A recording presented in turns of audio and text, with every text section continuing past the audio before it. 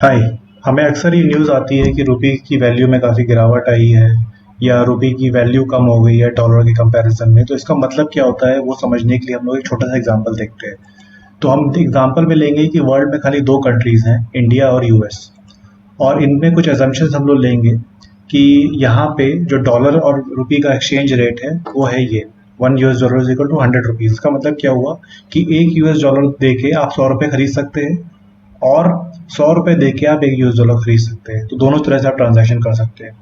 Second assumption हम लोग क्या लेंगे कि इंडिया में खाली एक आदमी रहता है और उसकी एक फैक्ट्री है और वो फैक्ट्री बॉटल्स बनाती है जो वो यूएस को भेजता है या यूएस को एक्सपोर्ट करता है। ठीक है, और उस बॉटल का जो एक्सपोर्ट का जो रेट है वो 50 रुपये है। तो मतलब 50 रुपये पे वो यूएस को भेज रहा है एक बॉटल।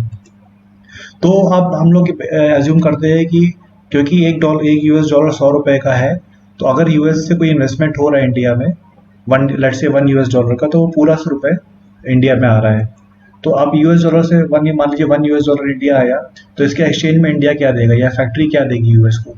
क्योंकि एक बॉटल 50 रुपये की है तो वो दो बॉटल देगी। ठीक है, ये बहुत सिंपल कैलकुलेशन है। अब मान लीजिए because of some reason dollar की वैल्यू चेंज हो गई, वह अब 150 रुपीज़ हो गई है।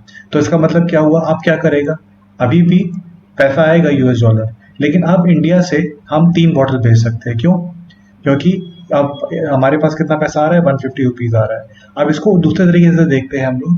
पहले हम लोग 100 रुपये में 1 US डॉलर खरीद पा रहे थे, अब हम लोग को 150 रुपीज़ चाहिए 1 US डॉलर खरीदने के लिए। मतलब हमें ज़्यादा पैसा चाहिए यूएस डॉलर खरीदने के लिए। इसका मतलब क्या हुआ कि रुपये की वैल्यू गिर गई है। और एक्सपोर्ट पे क्या फर्क पड़ रहा है कि रुपये की वैल्यू जब गिर रही है 100 से 150, तो हमारे एक्सपोर्ट्स सस्ते हो जा रहे हैं। या हम लोग 1 US डॉलर में पहले हम 2 बॉटल भेज पा रहे थे, अब हम 1 US डॉलर में 3 बॉटल भेज पा रहे हैं। तो ये बहुत इंपॉर्टेंट जो है कॉन्सेप्ट जानने के लिए। और इसका मतलब क्या होता है, जब कोई चीज़ वैल्यू गिर रही है करेंसी और रुपये की, तो उसको उसको हम लोग बोलते हैं डेप्रिसिएशन। अब हम देखते हैं कि इस डेप्रिसिएशन का अलग अलग चीज़ों पे क्या फ़र्क पड़ता है।